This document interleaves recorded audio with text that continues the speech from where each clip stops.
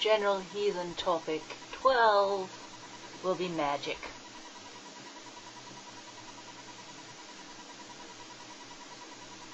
The saga writers, like most medieval storytellers, were fascinated by magic. We have a wealth of information about different things to sift through. We also have some mentions of magic in the Eddic poetry and the Prose Edda. And we have one huge piece of information in Heimskringla, namely that Freya taught Odin Seith, and that this form of magic was extremely powerful.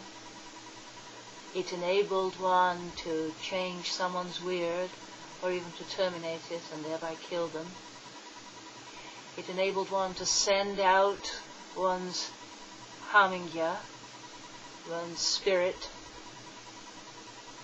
and to control people at a distance, and to shape change. But the use of this magic brought too much ergi, and so after Freya taught it to Odin, he was the last male who learned it, and after that it was only taught to the priestesses. Ergi also occurs in another account of magic, this time a poetic one, in Skirnir's Mal. When Skirnir persuades Gerd to come and marry Freyr, after all else has failed, he uses magic. And what he does is he curses her with 3 ristings of the rune Thursas, the Thurs rune, and with a curse that she will feel ergi and inability to be satisfied, and she will be stuck at Hell's Gate, able to marry only a hateful Thurs, and she gives in.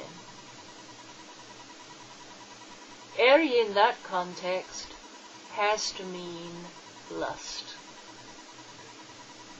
Ergi in the later Icelandic law codes after the conversion means receptive homosexuality.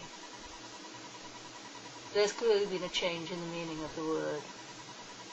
So which of the two, or what other meaning, did Ergi have in the ban on teaching Seith to males? It's hard to tell, but it's altogether more likely, surely, that it has the same meaning as it does in Skirnir's Mal than it does in a post-Christian law code composed under strict Christian ethics about sexuality. Especially since Iceland, after the conversion, flipped into being one of the most uptight cultures in Europe, the only culture to ban courtly love. They clearly had something of an obsession with this stuff.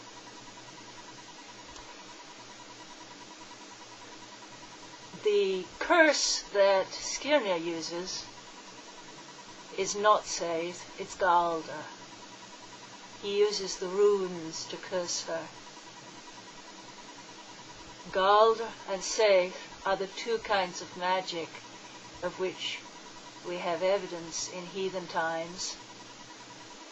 Seith had a subset called Spey, which was foreseeing of the future, and mediumship. And the Christian writers who were really thinking about black magic tended to run the 2 together. Similarly, Galder often, but not always, used the runes, and there's a tendency to run rune magic together with broader Galder. The runes are a special case. Odin won the runes for us by hanging on the world tree Yggdrasil for 9 days and 9 nights, sacrificed himself to himself with his own spear plunged in him. He died. 9 nights hanged by the neck and stabbed. At the end of the 9 nights he gave a great cry, grasped the runes while falling back. That's a great sacrifice for a god to make. We should be deeply grateful. The runes are sacred. They are not just a magical plaything. Still less are they simply a fortune-telling tool to be used for trickery.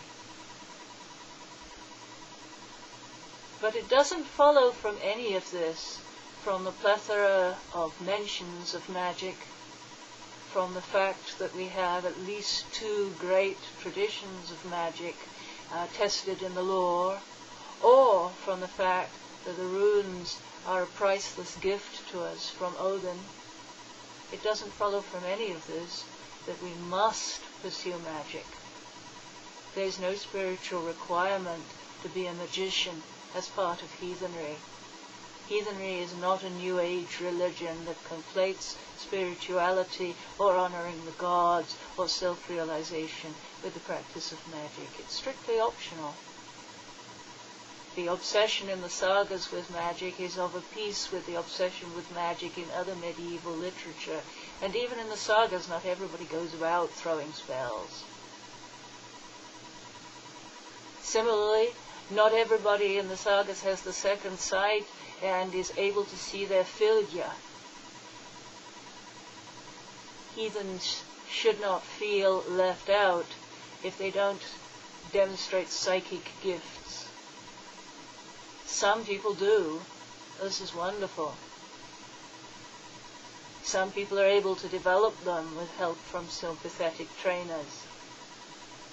But there is absolutely no need to feel that you are not adequate within a heathen context if you honor the gods and live honorably as a heathen. That's all that's required or expected of anyone. Magic is optional.